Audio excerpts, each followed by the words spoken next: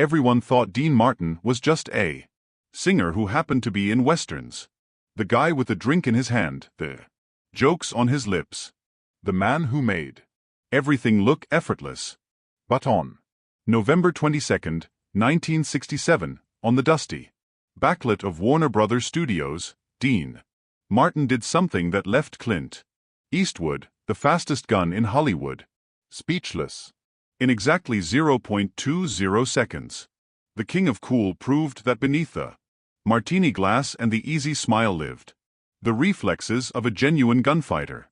And what happened next became the most legendary moment of respect in Western movie history. The late afternoon sun was painting the fake frontier town in golden colors when Clint Eastwood first noticed the commotion on the nearby set.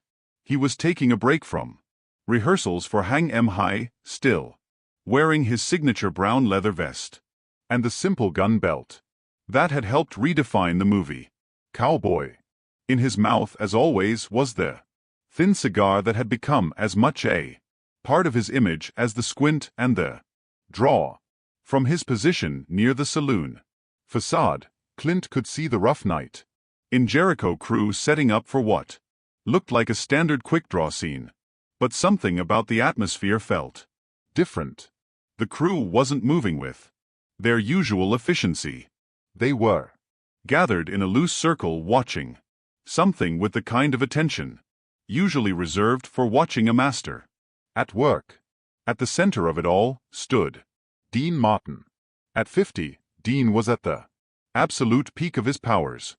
His custom-tailored Western vest fit him like it had been designed by a sculptor, emphasizing the broad shoulders and trim waist that 20 years of stage performance had carved. His white shirt was crisp, sleeves rolled up exactly one turn, never sloppy, never overly formal, and on his hip hung a gun belt that most people probably assumed was just another prop. They were wrong. Clint had worked with dozens of actors who played cowboys. He'd seen them struggle with the weight of authentic period weapons, watched them fumble with holsters, observed them trying to look natural with equipment they clearly didn't understand. But Dean Martin's stance was different. The gun belt didn't hang on him like a costume piece.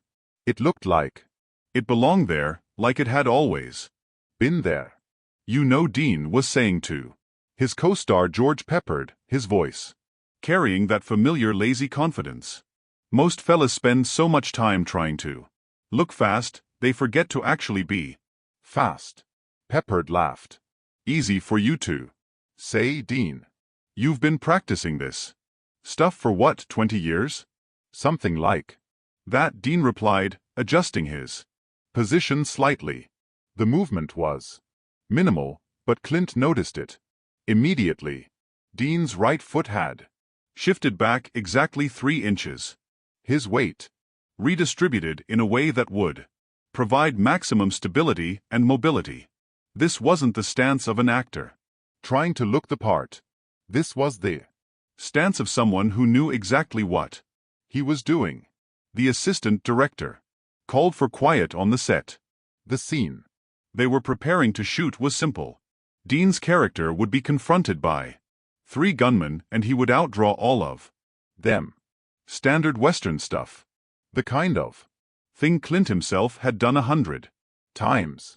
But as the cameras prepared to roll, Clint found himself moving closer, drawn by something he couldn't quite identify. Places, everyone, the director called. Dean, whenever you're ready. Dean Martin took a sip from the glass of what everyone assumed was whiskey, but was actually apple juice.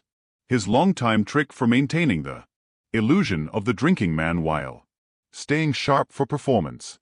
He set the glass down on a nearby barrel with deliberate care, then walked to his mark with that characteristic loose-limbed stride that made everything look effortless. What Clint saw next changed his understanding of Dean Martin forever. As Dean settled into his gunfighter stance, something shifted in his entire demeanor. The easy smile remained, The relaxed shoulders stayed exactly where they were. But suddenly, there was something else there. Something predatory and precise hiding beneath the casual exterior. His right hand hung loose at his side, fingers barely brushing the grip of his weapon. Action, the director called. 3 stunt performers playing gunmen reached for their weapons, moving with the practiced speed of professionals who'd been doing quick-draw scenes for years. They never had a chance. Dean Martin's hand moved like lightning given form. One moment it was hanging casually at his side. The next it was filled with cold steel, the gun drawn and aimed with a precision that would have done credit to a surgeon. The metallic click of the hammer being cocked echoed across the set like thunder. The entire sequence, draw, aim, had taken exactly 0.20 seconds. Clint Eastwood, a man who had built his career on being the fastest gun in movies, stood motionless. He'd seen fast draws before. He'd practiced them, perfected them, made them his trademark. But what Dean Martin had just demonstrated wasn't just fast.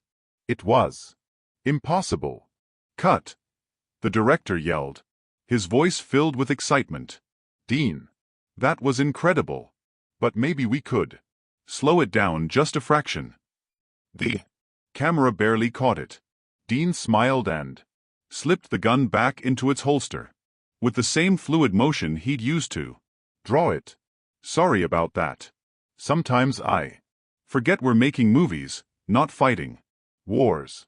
But Clint wasn't listening to the conversation.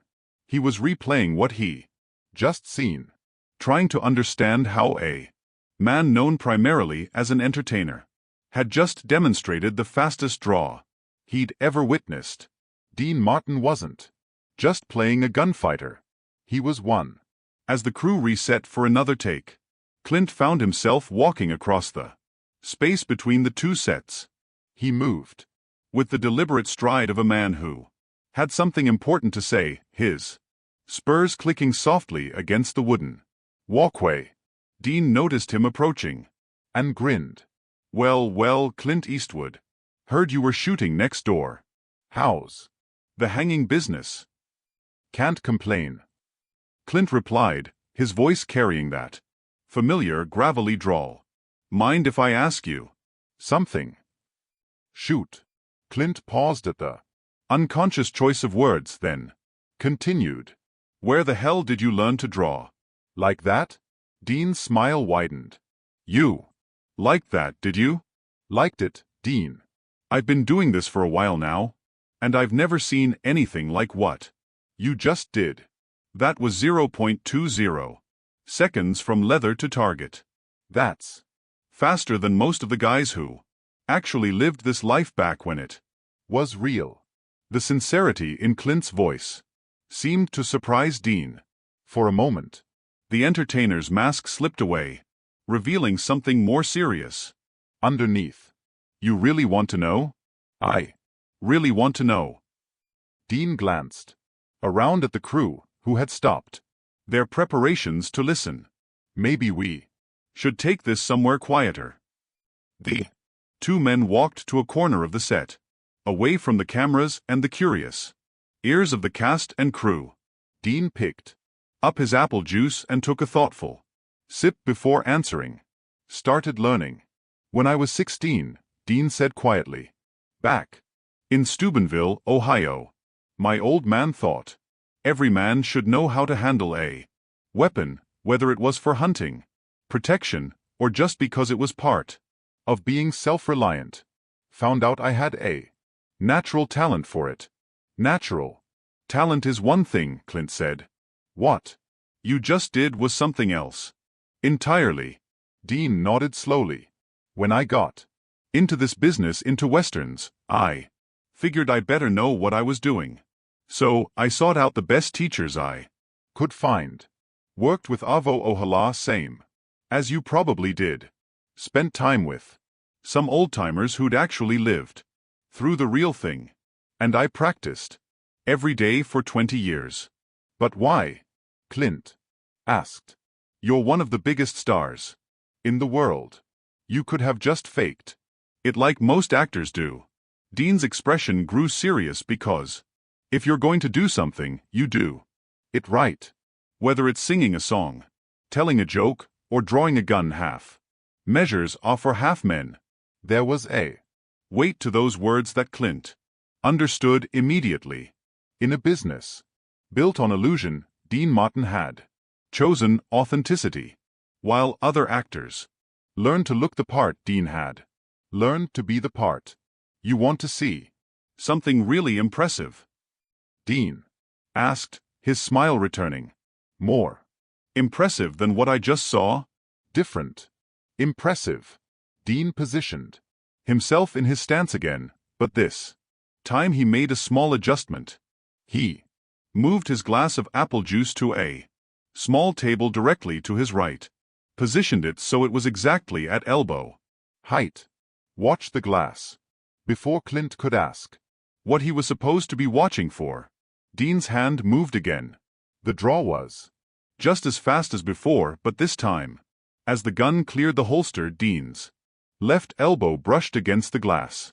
The touch was so gentle, so precisely controlled that the glass moved exactly 1 inch to the right without spilling a single drop of liquid. Clint stared at the glass, then at Dean, then back at the glass. That's not possible. 20 years of practice makes a lot of impossible things possible, Dean said, holstering his weapon. The draw is just the beginning. Control is everything. As word spread through the studio that something extraordinary was happening on the Western set, a small crowd began to gather. Other actors, crew members, even some executives found reasons to wander over and watch. But the real moment came when the crowd parted to make way for someone. John Ford, the legendary director, approached the group with his characteristic swagger. At 73, Ford had directed more classic westerns than any man alive. He'd worked with John Wayne, Henry Fonda, and every cowboy star of the past 30 years. When John Ford wanted to see something, people paid attention. Heard there was some fancy shooting going on over here. Ford said in his gravelly voice, "Mind if an old man takes a look?" Dean straightened up slightly. Even at the height of his fame, he wasn't going to disrespect John Ford. "Mr. Ford, honor to meet you, sir." Ford studied Dean for a moment, taking in the authentic-looking gear, the confident stance, the way the gun belt sat on his hips like it belonged there. "You're Martin, right? The singer, actor, and apparently," Dean gestured to his gun, "occasional fast draw artist." "Show me," Ford said simply. What happened next would become legend in Hollywood. Dean Martin performing for John Ford and Clint Eastwood drew his weapon with a speed and precision that left both men speechless. But this time he added something extra. As the gun cleared the holster, he spun it once around his finger before locking it into position, all in the same fluid 0.20 second movement. When the gun was back in its holster, Ford was quiet for a long moment. Then he did something that shocked everyone present. John Ford, the man who had directed The Searchers and the man who shot Liberty Valance, the director who had discovered John Wayne and made him a star, removed his hat and nodded respectfully to Dean Martin. "Son," Ford said quietly, "that's the real thing. I've seen a lot of men handle weapons in my time, including some who actually lived by them back when the West was wild. You would have survived." The compliment hung in the air like smoke from a campfire. Coming from John Ford, it carried the weight of absolute authority. But it was what Clint Eastwood did next that created the moment that would be remembered for decades. Clint slowly removed the thin cigar from his mouth and dropped it to the ground, crushing it under his boot. Then he took 3 deliberate steps toward Dean Martin, stopped exactly arm's length away, and did something he had never done for another actor. He touched the brim of his hat and nodded. It wasn't a bow, wasn't overly dramatic. It was simply one professional acknowledging another, one master recognizing another master. In that gesture, Clint Eastwood, who had redefined the movie Gunfighter, who had made the Western cool again for a new generation, acknowledged that Dean Martin belonged in the same conversation. "Mr. Martin," Clint said. "Formally, it's been an education." Dean's response was characteristic. He grinned, picked up his glass of apple juice, and raised it in a mock toast. "Here's to education, pal, and to knowing the difference between acting like something and being something." As the crowd began to disperse, Dean and Clint found themselves alone again. The sun was setting behind the fake storefronts, painting everything in shades of gold and amber that would have made a perfect backdrop for any Western. "You know," Clint said, "I've got a question that's been bothering me." "Shoot," Dean replied, then grinned at his own choice of words again. "With skills like that, why entertainment? You could have been anything. Law enforcement, military, professional, marksman. Why choose singing and acting?" Dean considered the question for a moment. "Same reason you chose acting over actually being a gunfighter, I suppose. Being good at something doesn't mean you have to make it your whole life. I can draw fast, but I'd rather make people laugh. I can hit a target at 50 yards, but I'd rather hit a high note. The skills are there when I need them. But entertainment makes the world a little brighter." "Fair enough." Clint nodded. "But I have to say, it's good to know that if the world ever goes to hell, Dean Martin will be ready for it." "Let's hope it doesn't come to that," Dean replied. "But if it does, I'll be the guy standing next to you, probably with a drink in one hand and a gun in the other." They shook hands. Then two legends in their own right, connected by something that went beyond movie roles or career achievements. They were connected by the recognition of genuine skill, by the understanding that true mastery demands respect, regardless of where it comes from. As Dean walked back toward his set to finish the day's shooting, Clint remained where he was, watching the man who had just redefined everything he thought he knew about Hollywood cowboys. Dean Martin wasn't just a singer who happened to make westerns. He wasn't just an actor playing a role. Dean Martin was the real thing.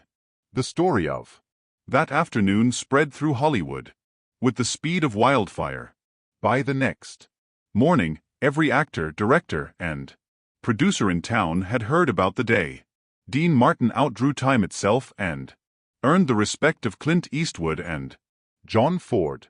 But for those who were there, who witnessed it firsthand, the story was about something more than just speed or skill. It was about the moment when pretense fell away and authenticity stood revealed. In a business built on make-believe, Dean Martin had demonstrated something absolutely real. Years later, when Clint was asked about the greatest gunfighters he'd ever seen, either real or in movies, he would always mention that afternoon. Dean Martin, he would say simply 0.20 seconds. From leather to target and smooth as silk. He didn't just play a gunfighter. He was one. And Dean, with characteristic modesty, would always deflect the compliment with a joke. Clint's being too kind, he'd say with a grin. "I just figured if I was going to carry a gun in movies, I better know which end the bullet comes out of." But those who knew both men understood the truth. On November 22, 1967, on a movie set designed to look like the Old West, two modern legends had met and recognized each other for what they truly were: masters of their craft, professionals who understood that excellence was worth pursuing for its own sake. The fake gunfight ended when the camera stopped rolling. But the respect between Dean Martin and Clint Eastwood lasted a lifetime.